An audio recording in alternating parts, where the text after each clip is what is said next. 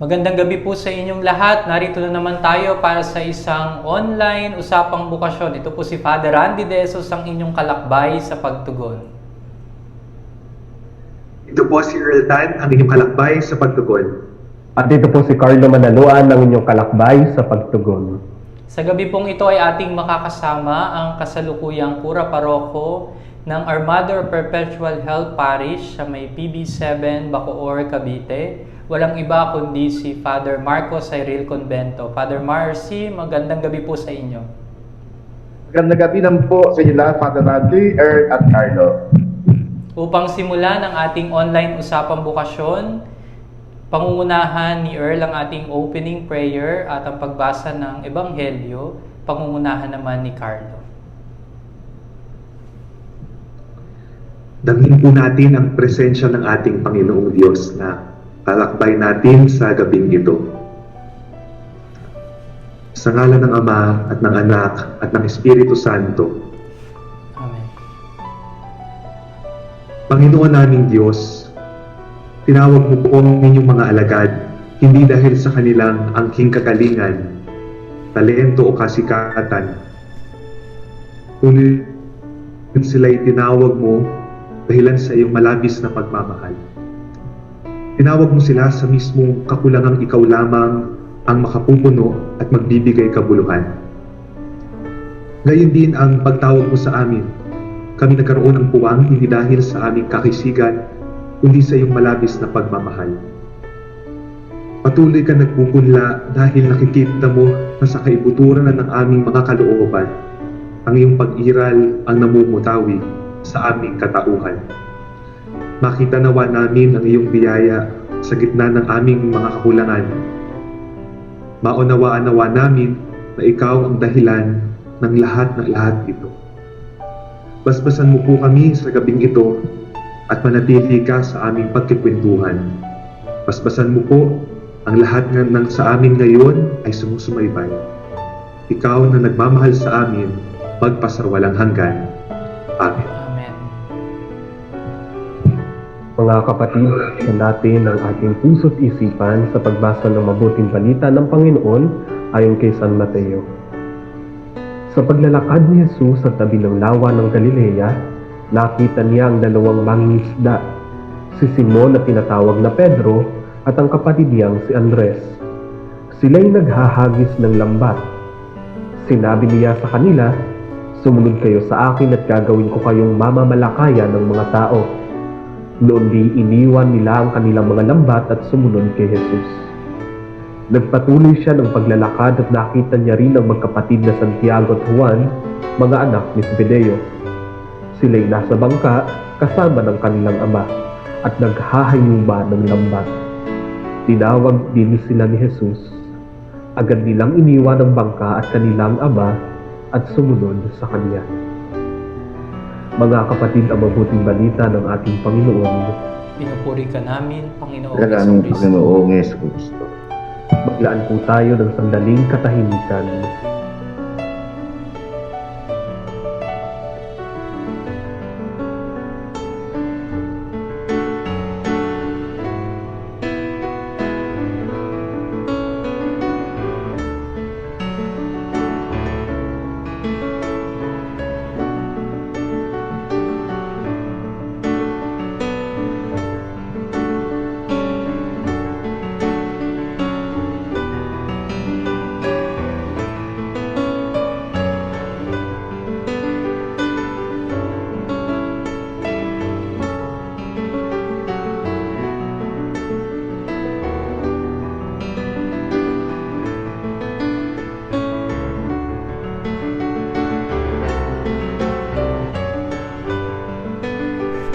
Karanasan ng pagtawag ng Diyos o ng bukasyon ay laging nasa diwa ng pag-anyaya sa pagbitaw sa maraming makasariling pinahahalagahan sa buhay.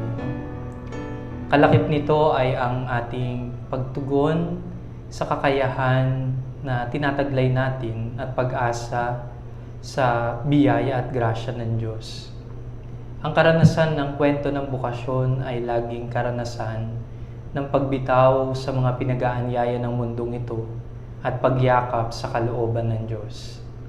Sa gabing ito, ating makakasama ang ating minamahal na si Father Marcy at pakikinggan natin ang kwento ng kanyang bokasyon. Father Marcy, ang pagkakataon ay binibigay namin sa iyo para ibahagi ang kwento ng iyong bokasyon.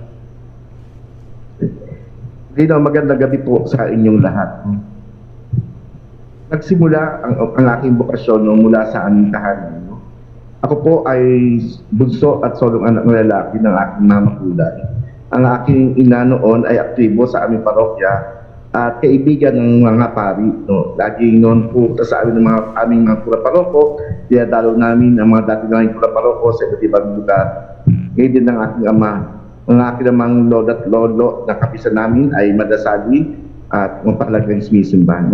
Sila yung naging inspirasyon at gabay sa akin sa pananampalataya.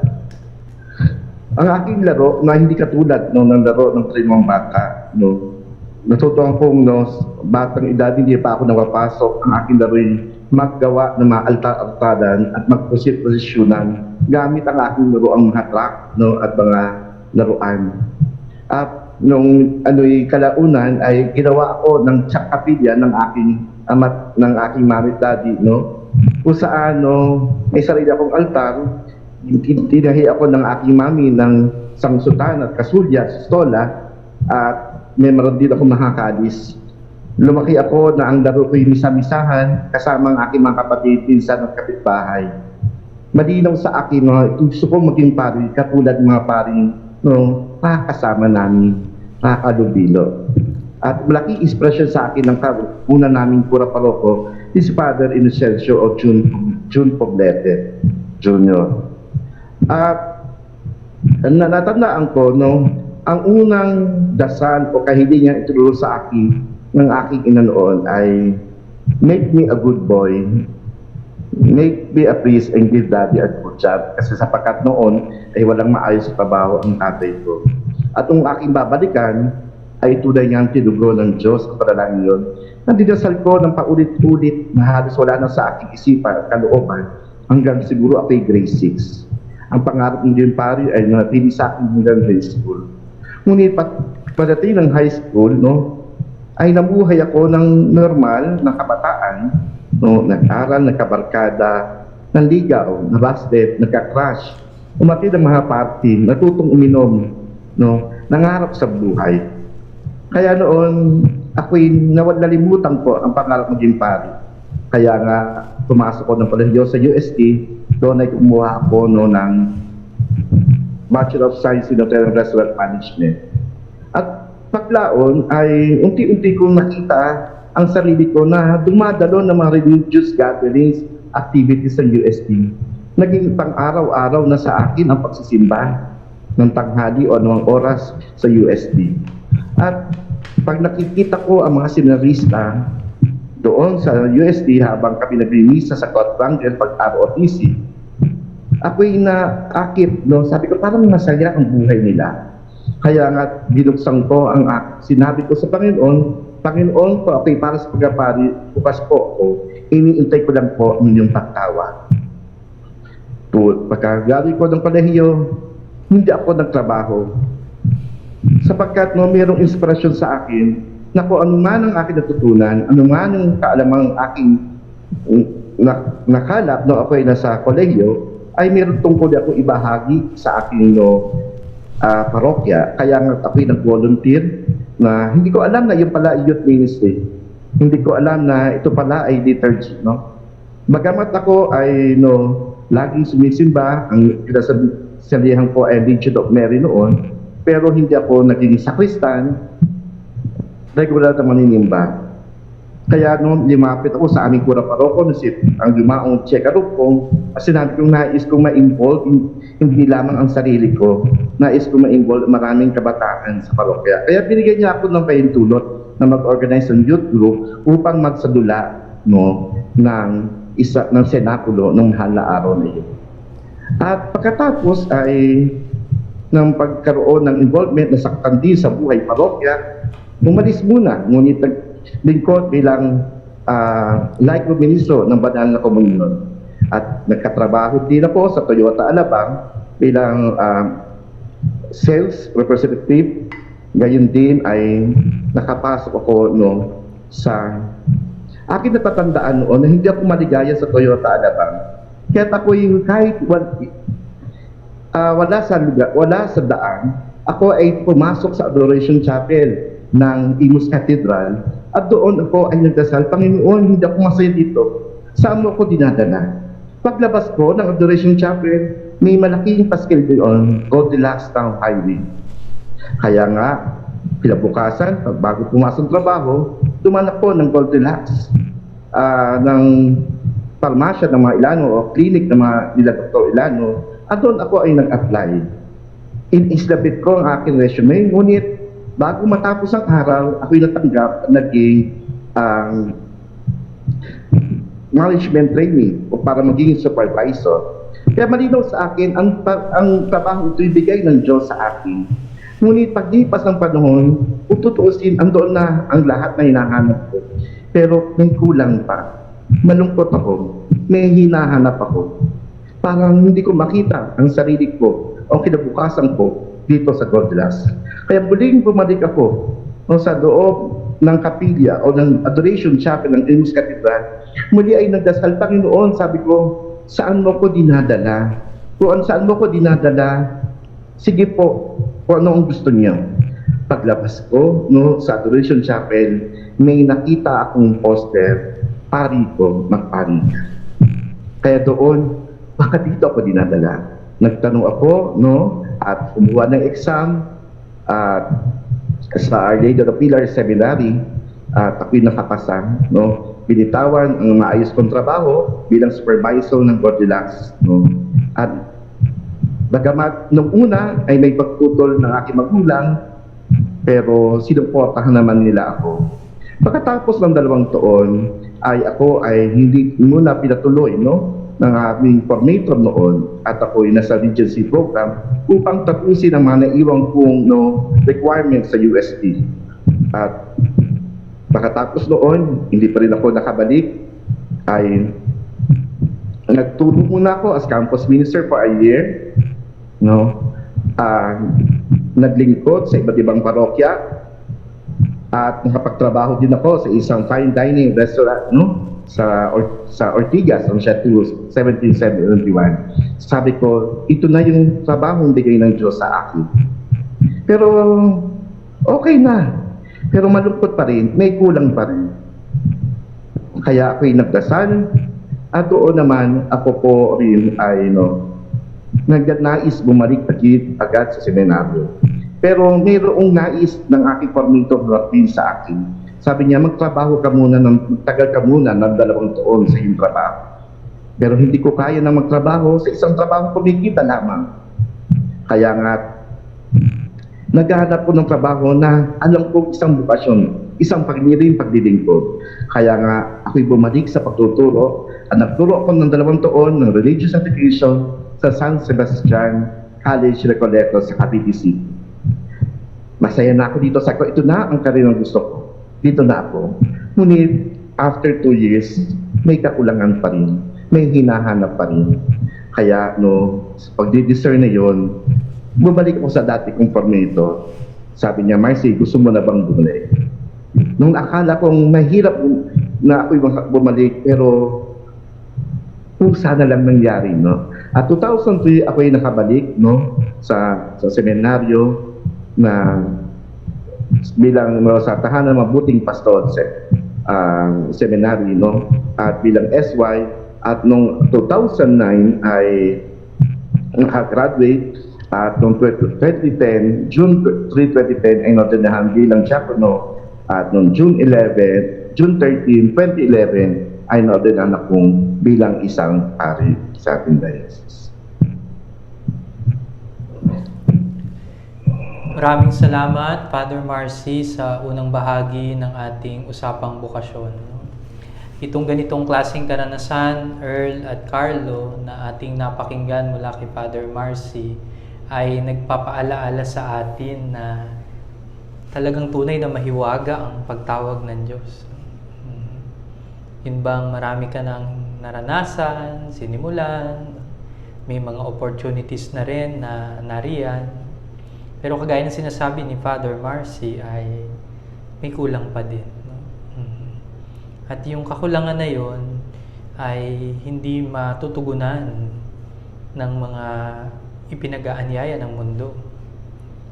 Ang kakulangan na yon ay mapupunan lamang sa pamamagitan ng presensya ng Diyos na tumatawag sa Kanya. No?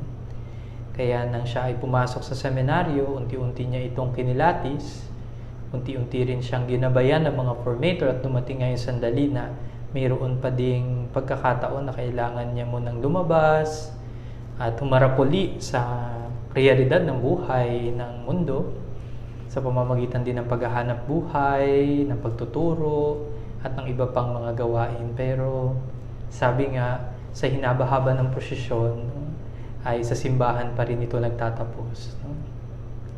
Bumalik si Father Marcy, at sa pagbabalik niya, doon ko na siya nakilala. Kasi nung ako'y nasa OLP Seminary, pumapasyal-pasyal si Father Marcy, pero alam kong tagaligtong siya. No? Tagaligtong din po ako, mga kapatid. Kaya nung siya ay bumalik, natuwa ako kasi alam ko na mayroon na namang tagaligtong na posibleng awa ng Diyos ay maging pari. At ito nga ay binigyan ng katuparan ng Diyos. Naging pari si Father Marcy. No? Sa mga nanonood po sa amin ngayong gabi, no? Ang kwento po ng bukasyon ni Father Marcy ay nagpapaalala sa atin kung paanong hindi po dahilan ang mayroon na tayong kasalukuyang propesyon, o kaya naman ay meron na tayong kasalukuyang hanap buhay para baliwalain ang tawag ng Diyos. Maaring iniaadya ng Diyos na daanan muna ninyo ang ganitong yugto ng inyong buhay, pero patuloy na gagawa ang Diyos ng paraan para iparamdam sa atin ang kanyang panawagan. At kagaya ng unang binibili ni Father Marcy, yung bang magkaroon din tayo ng kabukasan na pakinggan ang kanyang panawagan. Magbabalik po kami pagkatapos ng ilang patalastas.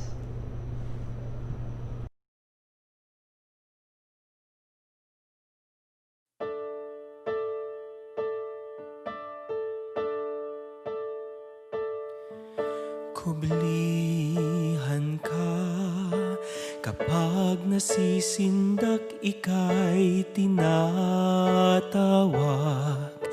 Kapag may bagabag sa awit mo, ako'y niyayakap, takot inaalok. Pinapapanatag, di na ako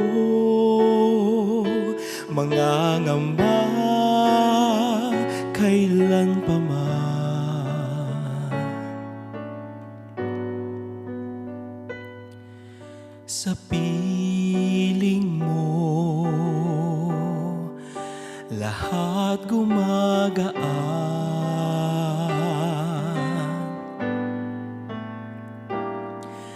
Kanlungan ka, napawi ng lungkot dahil nandito ka. Panatag ang loob, bawat hikbi, iyong hinahaplos, pinatatahan mo. Payapa ang dulot, di na ako mangangamba kailan pa man. Sa piling mo, lahat gumagaan.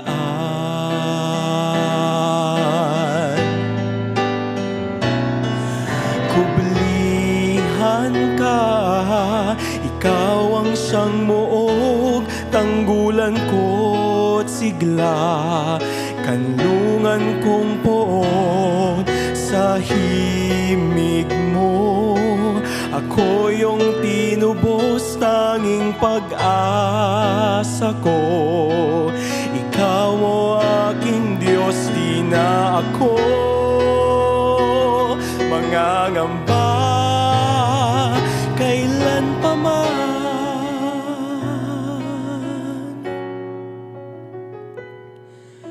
sa piling mo, lahat gumagaan.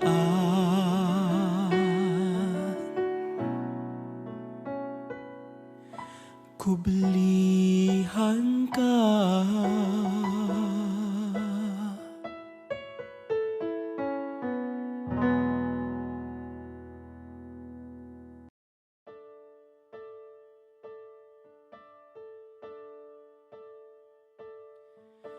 Kublihan ka.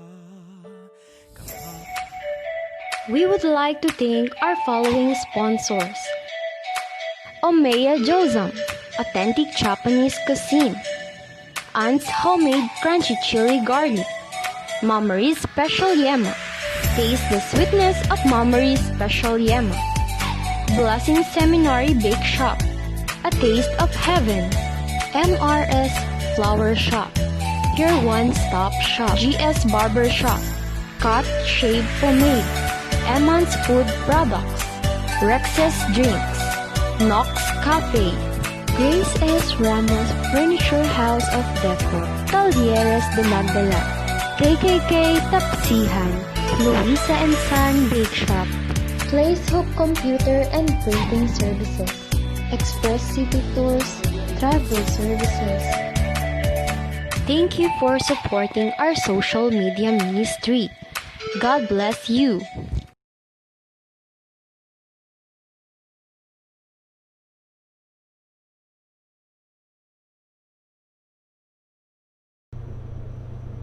Nagbabalik po tayo sa ating online usapang bukasyon. Kasama natin ang kuraparoko ng Our Mother Perpetual Help, PB7, Bacoor, Cavite, si Father Marcy Convento. Dadako po tayo sa ikalawang bahagi ng ating usapan kung saan magkakaroon po tayo ng tanungan. Tatanungin po ng aking mga kasama na sina Earl at Carlo ang ating panauhing pari. Mauna po si Carlo. Magandang gabi po, Father Marcy. Yung nagkabi. Apo. Maraming salamat po sa pagbabahagi ninyo ng inyong kwentong bukasyon at sa pakikilakbay po sa amin ngayong gabi.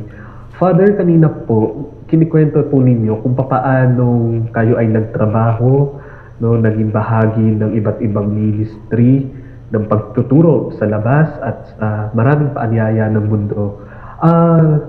Curious lang po ako, sa kabila po ng maraming paanyaya ng mundo, ano po yung naging dahilan ng inyong paghahanap at paghahangad na bumalik sa pagtungkol sa paanyaya ng Diyos?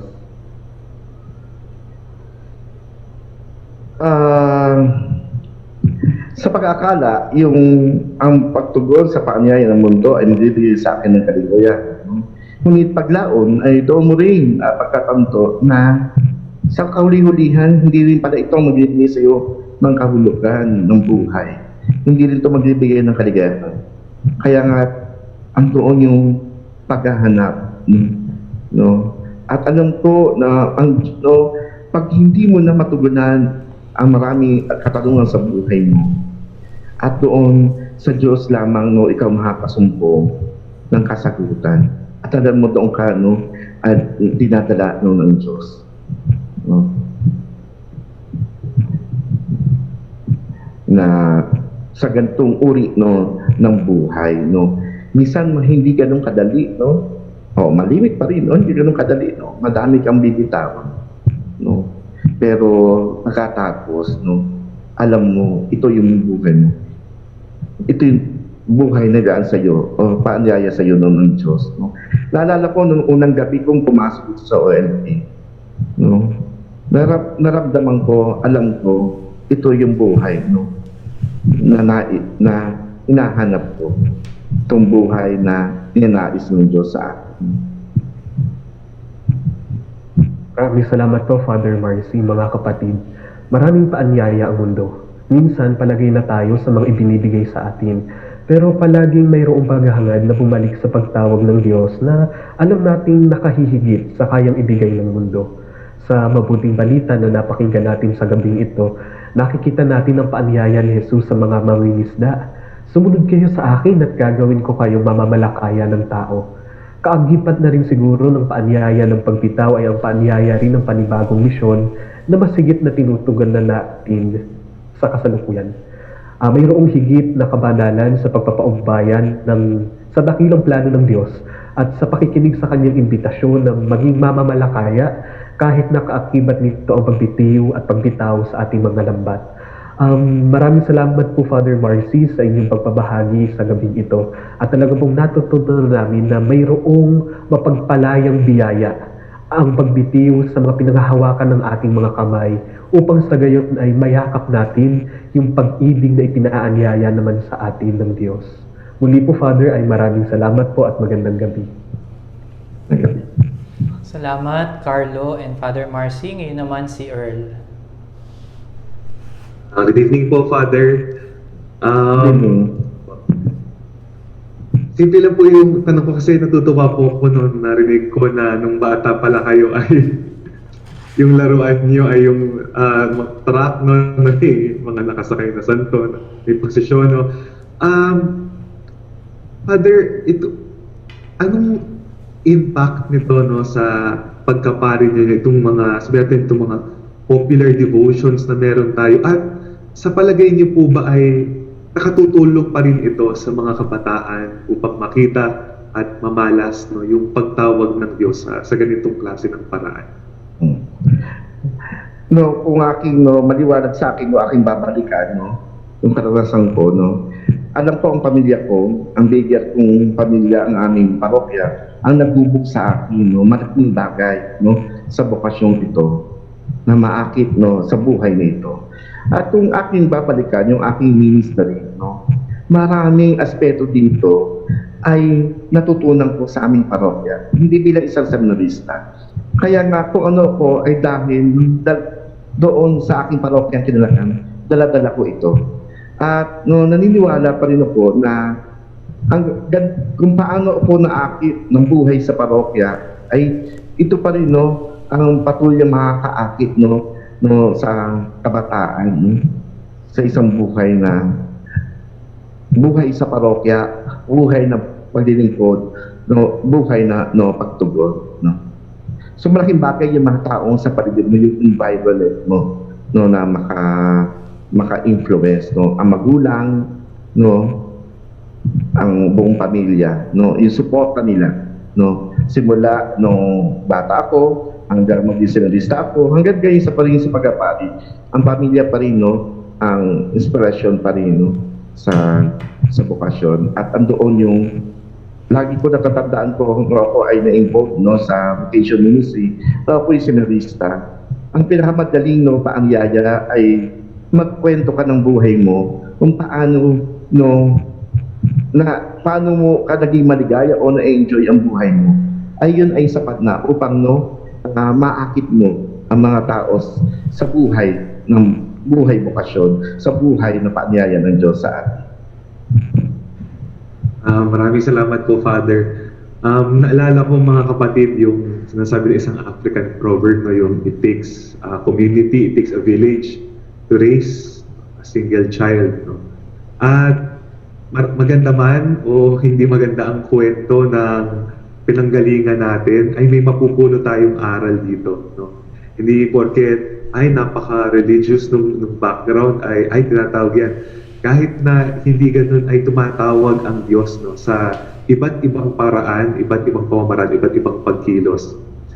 At ang bata, lalo na ngayon sa panahon ng pandemya, may iba na naaapektuhan sa nararanasan at mayroon din naman na wala, nag-i-enjoy din lang. Sana sa mga nanonood ay yung patuloy natin kung hindi pa makakasimba ang mga bata ay yung samahan sila na makapagsimba sa online masses ng parokya, kung may mga rosary for the world, ay ma-involve pa rin ang mga kabataan dahil ito ay bahagi ng ating pananampalataya. Ito ay mayamang tradisyon ng ating pananampalataya.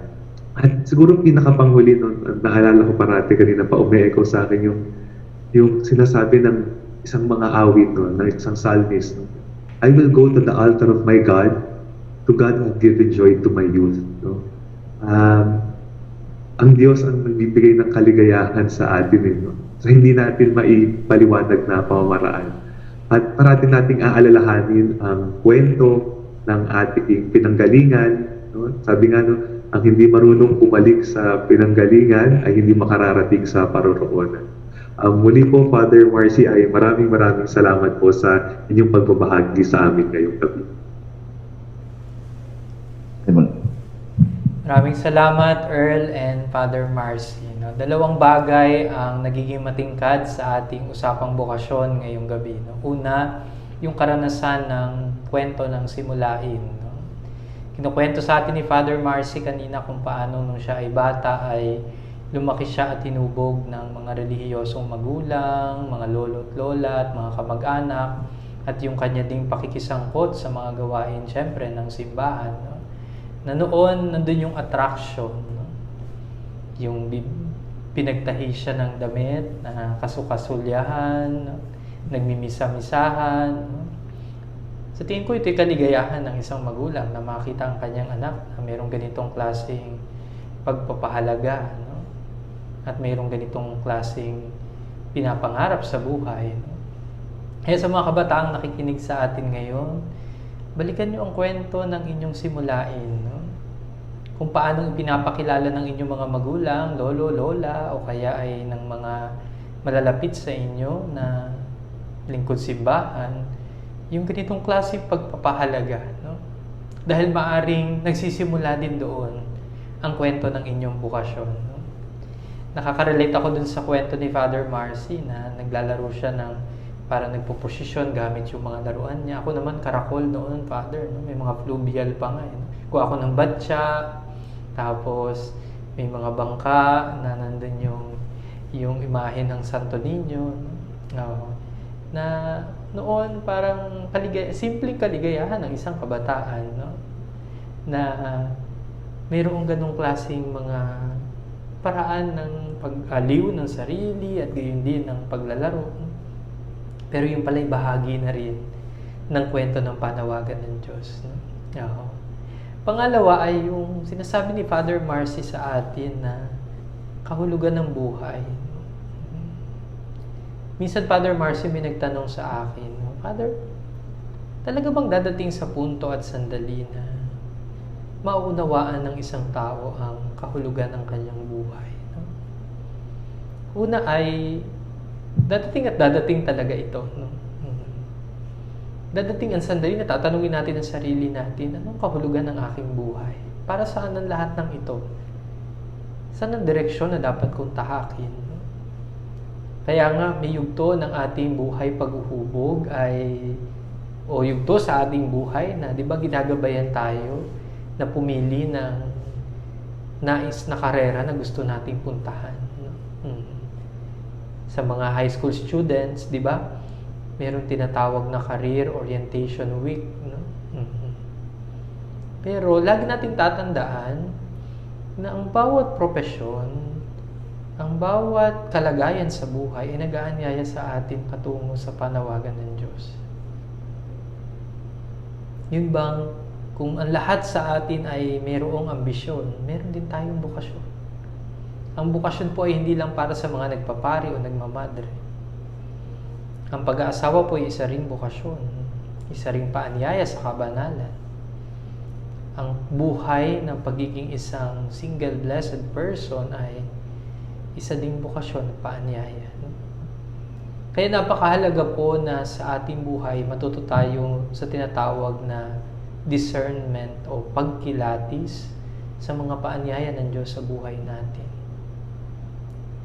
Hindi po natin pwedeng iwaglit o alisin sa isipan natin ang katotohanan na tayo ay nilikha ng Diyos at bahagi ng pagkakalikhang ito sa atin ng Diyos ay ang plano niya sa buhay natin. Nasa sa atin kung paano tayo makikipagtulungan at tutugon dito. At hindi rin namin para sabihin namin mga pari na nauunawaan na namin ng buong buo ang saysay ng buhay namin. Nandun pa rin kami sa patuloy na paglalakbay, pagsisikap na tumugon sa tawag ng Diyos. Alam ni Father Marcy yan. Kung kaanong napakaraming dapat na isakripisyo, bitawan at isuko sa Panginoon. Ganun din ang patuloy na pagdama sa kanyang grasya. Habang lumalago po sa buhay pagkapari, nandun din ang paglago sa ugnayan sa Diyos. Kaya bawat sandali ng buhay ng isang nagpapari para sa mga seminarista at ng isang pari ay dapat laging nakaugnay sa Diyos na sa Kanya o sa amin ay tumawag. Bibigay po natin ang pagkakataon kay Father Marcy para sa kanyang mga pangwakas na pananalita.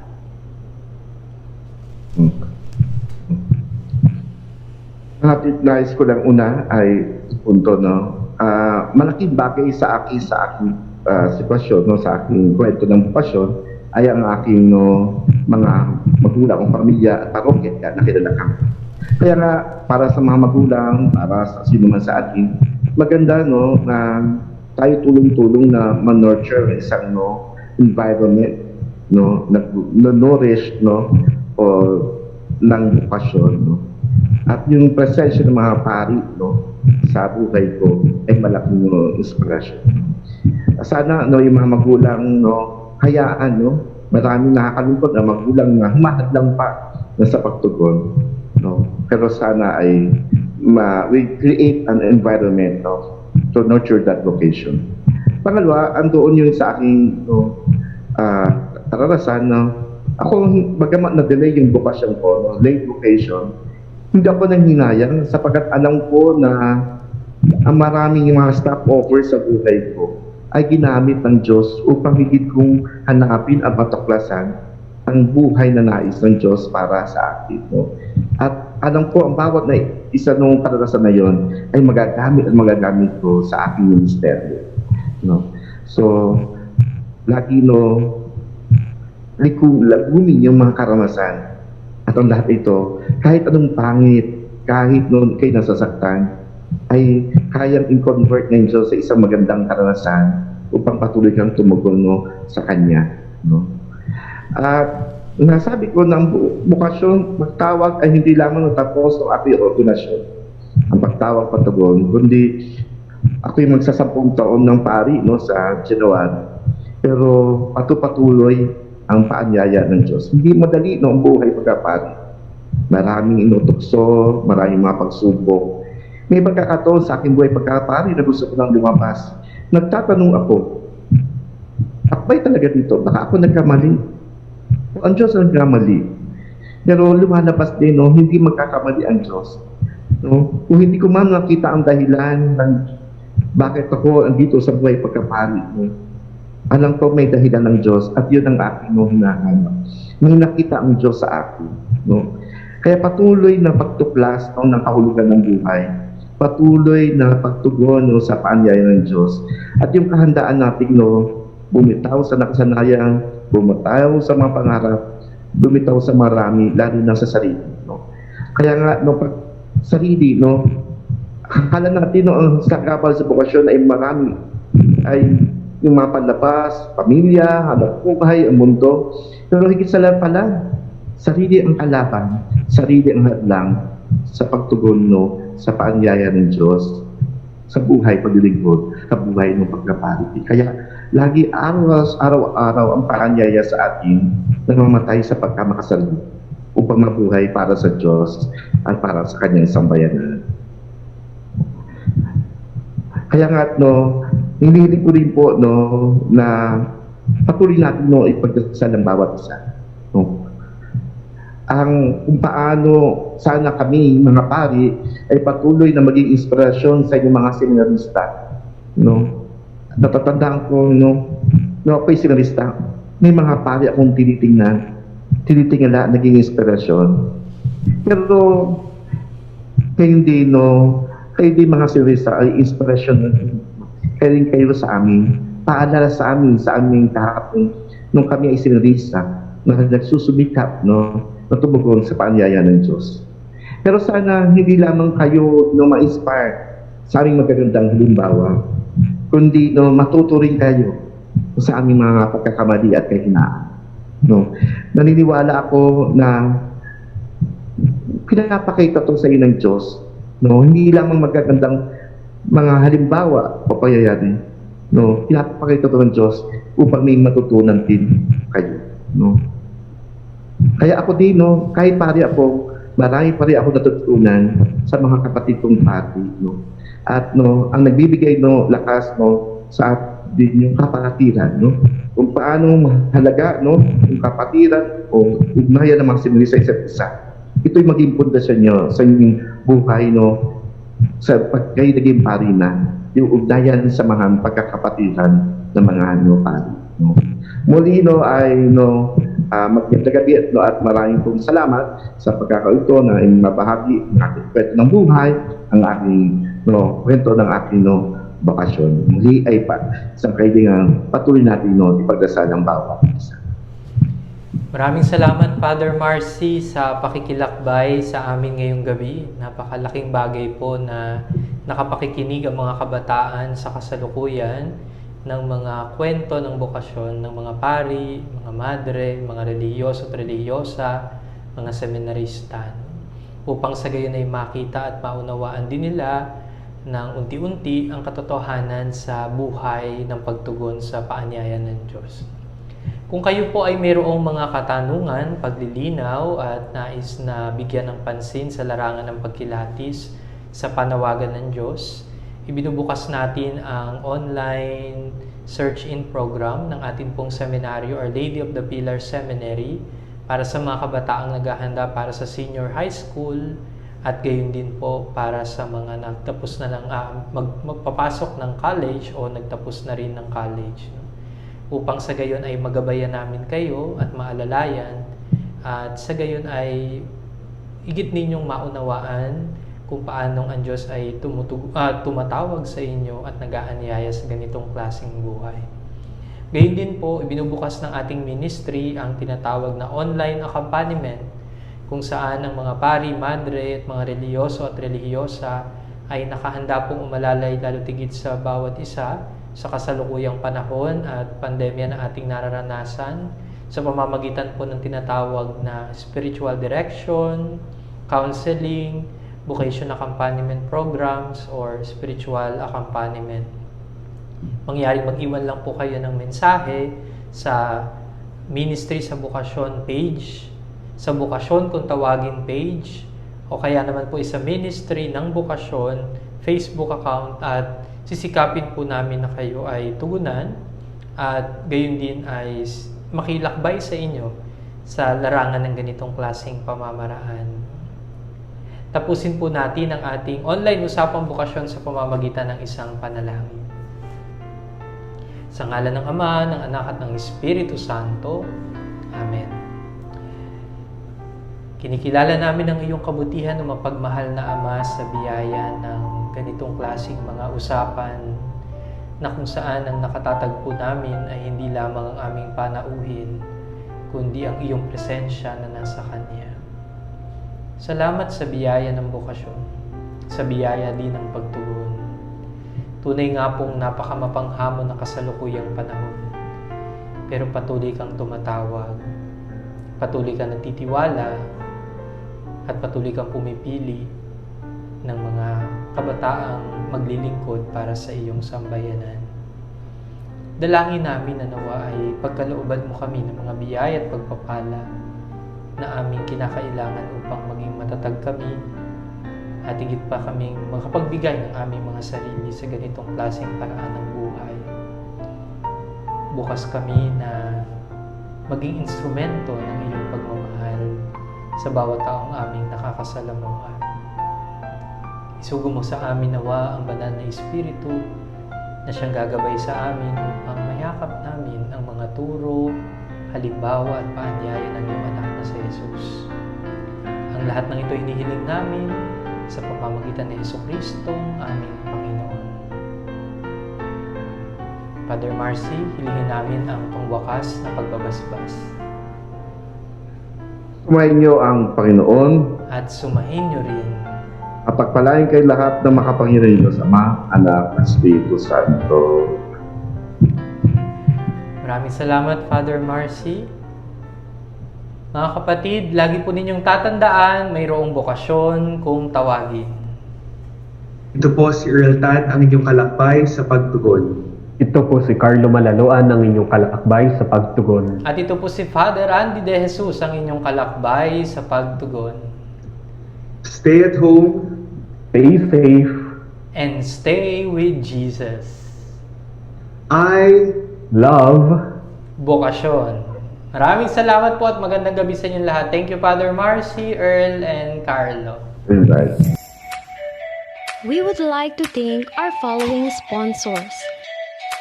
Omeya Josam, authentic Japanese cuisine. Aunt's homemade crunchy chili garlic. Mama's special yema. Taste the sweetness of Mama's special yema. Blessing Seminary Bake Shop. A taste of heaven. MRS Flower Shop. Your one-stop shop. GS Barber Shop. Cut Shave Pomade. Eman's Food Products. Rex's Drinks. Knox Cafe. Grace S. Ramos Furniture House of Decor. Talieres de Magdala. KKK Tapsihan. Luisa and San Bake Shop. Place Hope Computer and Printing Services. Express City Tours. Travel Services. Thank you for supporting our social media ministry. God bless you.